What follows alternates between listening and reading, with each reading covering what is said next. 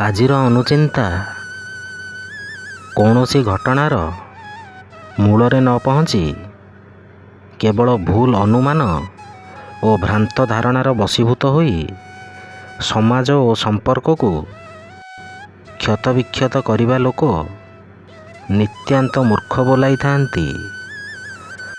ଯଦି କେହି ଆପଣଙ୍କ ସଚ୍ଚୋଟତା ଏବଂ ବିଶ୍ୱସନୀୟତା ଉପରେ ପ୍ରଶ୍ନ କରୁଛନ୍ତି, ତେବେ ଦୁଃଖ କରନ୍ତୁ ନାହିଁ, କାରଣ ଲୋକମାନେ ସୁନାର ଶୁଦ୍ଧତା ଉପରେ ପ୍ରଶ୍ନ କରିଥାନ୍ତି, ଲୁହାର ନୁହେଁ। କବାଡ଼ି ଖେଳ ଭଳି ଆମ ଜୀବନର ନିୟମ ବି ଠିକ୍ କବାଡ଼ି ଭଳି ହୋଇଥାଏ। ସଫଳତାର ଗାର ଛୁଇଁବା ସମୟରେ ହିଁ ଲୋକମାନେ ଆପଣଙ୍କର ଗୋଡ଼ ଟାଣିବା ଆରମ୍ଭ କରିଦିଅନ୍ତି।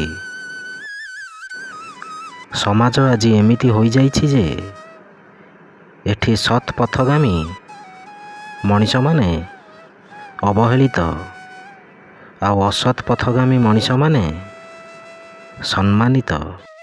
କିନ୍ତୁ ଏହା କ୍ଷଣସ୍ଥାୟୀ। ଜୟ ଜଗନ୍ନାଥ।